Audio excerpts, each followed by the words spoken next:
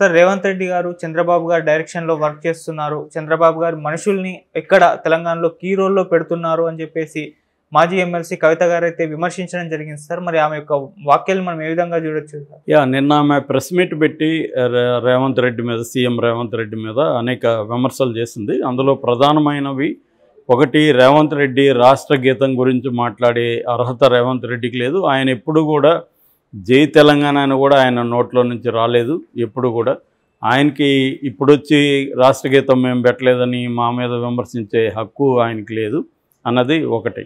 రెండవది, తెలుగు తల్లి విగ్రహం నన్ను పోలి ఉంది, నా రూపంలో ఉందని చెప్తున్నారు. ఏం నా ఉంటే తప్పేంటి, నేను తెలంగాణ ఆడబిడ్డ కాదా అన్నది రెండో ఇది. మూడవది, టీఎస్పీఎస్సీ చైర్మన్ కొత్తగా మహేందర్ రెడ్డిని పెట్టారు. ఆయన గతంలో బీఆర్ఎస్ ప్రభుత్వం ఉన్నప్పుడు డీజీపీగా పనిచేశారు. ఆయన మీద అవినీతి ఆరోపణలు వచ్చాయి. ఆయన మీద తీవ్రంగా దూకుడుతో మాట్లాడాడు రేవంత్ రెడ్డి. అతను అనర్హుడు అని చెప్పాడు. ఇప్పుడు అతన్ని ఎలాగా ఈయన పెడతాడు అనేది నెక్స్ట్ ప్రశ్న. దాని తర్వాత విద్యుత్ రంగం కంప్లీట్గా ఆల్రెడీ నాశనం అయిపోయింది. కోతలు మొదలైనవి. హైదరాబాద్లో ఇప్పుడే ఇంకా సమ్మర్ రాలేదు, అప్పటికే 3 నుంచి 4 గంటల కోతలు విధిస్తూ ఉన్నారు. సో మేము ముందే చెప్పాం, మా పార్టీ వెళ్ళిపోయి కాంగ్రెస్ ప్రభుత్వం వస్తే కంప్లీట్గా అంధకారంలోకి వెళ్ళిపోతున్న రాష్ట్రము, వాళ్ళు విద్యుత్ ఇవ్వలేరు అనేది మేము చెప్పాము. అలాగే జరిగింది అనేది ఇంకొక అంశం. ఇంకా నెక్స్ట్ అంశం వచ్చి సిబిఎన్ డైరెక్షన్లో ఇతను పనిచేస్తున్నాడు, చంద్రబాబు డైరెక్షన్లో రేవంత్ రెడ్డి పనిచేస్తున్నాడు. చంద్రబాబు రేవంత్ రెడ్డికి గురువు. సో ఆ గురువు చెప్పినట్టు వింటున్నాడు, గురువు చెప్పిన వాళ్ళకే పదవులు ఇస్తున్నాడు. సో ఓటుకు నోటు కేసులో ఎవరైతే వాదించారో ఆ లాయర్లకు అందరికీ గవర్నమెంట్ తరపున జీతాలు ఇస్తున్నాడు. ఇదంతా కూడా గురువు డైరెక్షన్లో జరుగుతుంది. అట్లాగే విద్యుత్ రంగంలో డైరెక్టర్లంతా కూడా ఆంధ్ర వాళ్ళని తీసుకొచ్చి నియమించారు. సో వాళ్ళు ఏం చేస్తారు, అసలు ఇంకా అసెంబ్లీ అడ్వైజర్గా ఆంధ్ర అతన్ని నియమించాడు అనేది ఆమె ప్రధానంగా చెప్పింది. అయితే అసెంబ్లీ సెక్రటరీగా సూర్యదేవర ప్రసన్న కుమార్ని నియమించింది ఇక్కడ రేవంత్ రెడ్డి ప్రభుత్వం. సూర్యదేవర ప్రసన్న కుమార్ గతంలో లోక్సభ స్పీకర్కి అడ్వైజర్గా ఉన్నాడు, రాజ్యసభలోనూ అలాగే పనిచేశాడు. తర్వాత లోక్సభ టీవీ ఎస్టాబ్లిష్ చేయడంలో, దాన్ని డెవలప్ చేయడంలో కూడా ఈయన పాత్ర చాలా ఉంది. అట్లాగే సుప్రీంకోర్టులో కూడా వివిధ పదవుల్లో ఆయన పనిచేశాడు. చాలా హైలీ ఎక్స్పీరియన్స్డ్ మ్యాన్. సో తనని ఇక్కడ ఒక అంటే ప్రొఫెషనలిజం ఉంటుంది సెక్రటేరియట్లో కానీ అసెంబ్లీలో కానీ, అంటే లెజిస్లేచర్లో ఉంటుందని ఆయన్ని అపాయింట్ చేసినట్టుగా వీళ్ళు చెప్తున్నారు. దాన్ని అతను కూడా ఆంధ్రావాడు వచ్చి తెలంగాణ దీనికి ఉండాల్సిన అవసరం ఉంది అనేది చెప్తున్నారు. దీనికి సమాధానంగా కొండా సురేఖ లాంటి వాళ్ళు సమాధానం ఇస్తున్నారు. కొండా సురేఖ ఏం చెప్తుందంటే, ఆయన తెలంగాణకే కాదు ఢిల్లీలో కూడా ఆయన అసెంబ్లీకి అడ్వైజర్గా పనిచేశాడు. సో ఇటువంటి ఐఏఎస్ ఈ స్థాయి అధికారులు ఏ రాష్ట్రం అనేది ఇంపార్టెంట్ కాదు, వాళ్ళ క్యాపబిలిటీస్ ఉన్నాయా లేదా అనేది ఇంపార్టెంట్. మనం ఆంధ్ర అనుకుంటే ఇంకా మనకు ఎవరు మిగలరు. చాలామంది ఐఏఎస్ ఐపీఎస్ వాళ్ళు ఆంధ్ర వాళ్ళు ఉంటారు. వాళ్ళని పెట్టకూడదంటే మీరు అట్లా అనుకుంటే మీరు మొత్తం ఆంధ్ర వాళ్ళ వ్యాపారస్తులకే దోచిపెట్టారు కదా. మేఘా కృష్ణారెడ్డి ఎవరు, ఆంధ్ర అతనే కదా. కాళేశ్వరం ప్రాజెక్ట్ అతనికే కదా ఇచ్చారు మీరు.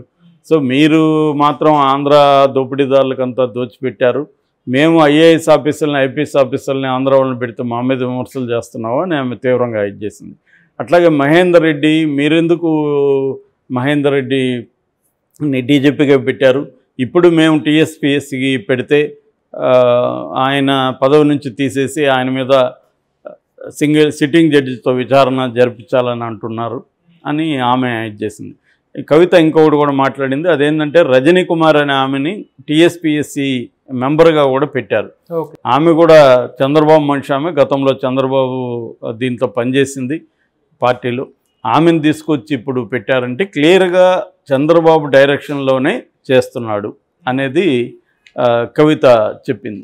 అయితే ఇక్కడ మనకి కవిత విమర్శల వెనక ఏముంది అని ఆలోచించినప్పుడు, ఇప్పుడు తెలంగాణ సెంటిమెంట్ని ఇటు కాంగ్రెస్ ఇటు బీఆర్ఎస్ రెండు కూడా మళ్ళీ ఎలక్షన్ ముందు పైకి లేపి క్యాష్ చేసుకోవాలన్న ధోరణి కనబడుతుంది.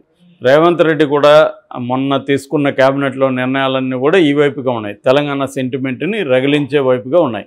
అంటే మొన్నటి వరకు తెలంగాణ సెంటిమెంట్ మీద పేటెంట్ రైటు బీఆర్ఎస్ది, కేసీఆర్ది. ఎందుకంటే ఆయన ఎప్పుడు అవసరమైతే అప్పుడు తెలంగాణ సెంటిమెంట్ని పైకి లేపగలిగే సత్తా ఉన్న నాయకుడు కేసీఆర్.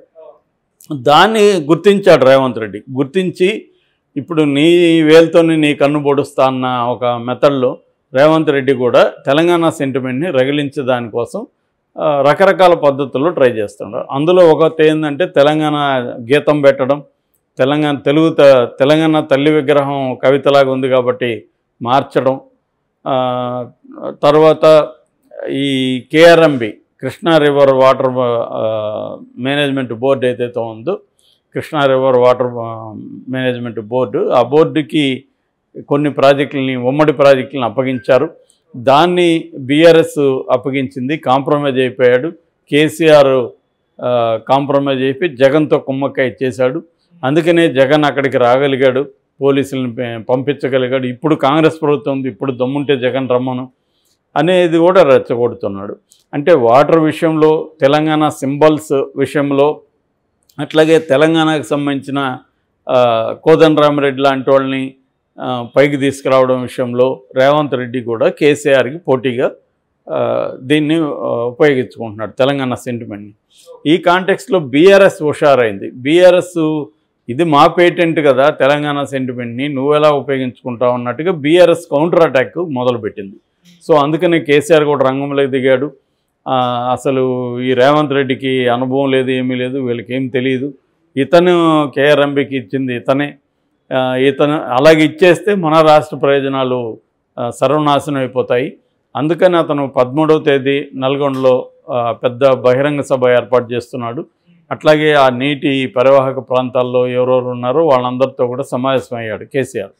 అంటే మళ్ళీ వాటర్ ఇష్యూని బేస్ చేసుకొని తెలంగాణ ఆంధ్ర మధ్య గొడవల్ని పెంచి దాన్ని తమకు ఉపయోగించుకోవాలని రెండు వర్గాలు కూడా భావిస్తున్నారు. ముందు నుంచి కూడా తెలంగాణలో వీళ్ళకి ఇబ్బందులు వచ్చినప్పుడు ఆంధ్రాని భూతంగా చూపించి ఆంధ్ర మీద తెలంగాణ ప్రజల్ని రెచ్చగొట్టి, సో తెలంగాణని మేము ఆంధ్ర ప్రజల నుంచి కాపాడేది మేమే అని చెప్పి బీఆర్ఎస్ ఎప్పటి నుంచో చేస్తుంది. కానీ అధికారంలోకి వచ్చినాక ఆంధ్రప్రదేశ్కి సంబంధించిన అనేక మంది కాంట్రాక్టులు వాళ్ళకందరికీ ఇక్కడ రెడ్ కార్పెట్, గ్రీన్ కార్పెట్లు, అన్ని కార్పెట్లు పరిచి వాళ్ళని ఆహ్వానించి చేసింది మళ్ళీ వీళ్ళే. రేపేమి ఇప్పుడు మరి రేవంత్ రెడ్డి ప్రభుత్వం కూడా ఆంధ్ర వాళ్ళకి ఏం చెప్పినట్టుగా పెద్ద పదవులు ఇవ్వకుండా ఉన్నారా? రేపు పొద్దున వాళ్ళ కాంట్రాక్టులు వద్దని చెప్పబోతున్నారా? ఇదేం జరగదు. ఇదంతా ఏంటంటే ప్రజల్ని మభ్యపెట్టడానికి తెలంగాణ సెంటిమెంట్ని మొన్నటి వరకు కేసీఆర్ ఉపయోగించుకుంటే నేనేం తక్కువ తిన్నానని రేవంత్ రెడ్డి ఇప్పుడు ఉపయోగించడం మొదలుపెట్టాడు. దాన్ని రేవంత్ రెడ్డికి పోకుండా అడ్డుకోవడం కోసం ఇటు కేటీఆర్, కేసీఆర్, హరీష్ రావు, కవిత రంగంలోకి దిగారు. అందుకని కవిత ఈ విషయాల మీద ఫోకస్ చేస్తుంది. ఎక్కడెక్కడ ఆంధ్ర అధికారులు ఉన్నారు వాళ్ళ మీద ఫోకస్ చేయడం, వాళ్ళని రేవంత్ రెడ్డి పెట్టాడని చెప్పడం. రెండోది రేవంత్ రెడ్డి చంద్రబాబు మనిషి అనేది మళ్ళీ ప్రొజెక్ట్ చేయడం. నిజానికి ఇది ఫెయిల్ అయింది. ఆల్రెడీ అసెంబ్లీ ఎన్నికల్లో కూడా ఇదే నెరేటివ్ని వాళ్ళు తీసుకొచ్చారు. రేవంత్ రెడ్డి చంద్రబాబు మనిషి, చంద్రబాబు సపోర్ట్ చేస్తున్నాడు, రేపు గవర్నమెంట్ వచ్చినా కూడా చంద్రబాబు కంట్రోల్లో ఉంటుంది. రేవంత్ రెడ్డి నిజానికి ఏమి సర్వస్వతంత్రుడు కాదు. అతను కాంగ్రెస్ పార్టీలో ముఖ్యమంత్రి. కాంగ్రెస్ పార్టీలో ముఖ్యమంత్రులు ఎప్పుడు కూడా కాంగ్రెస్ అధిష్టానం చేతిలో ఉంటుంది తప్ప పక్క రాష్ట్రంలో ఇంకొక ముఖ్యమంత్రి చేతిలోనో లేకపోతే ప్రతిపక్ష నాయకుడి చేతిలోనే ఉండడాన్ని వాళ్ళు ఎందుకు ఒప్పుకుంటారు?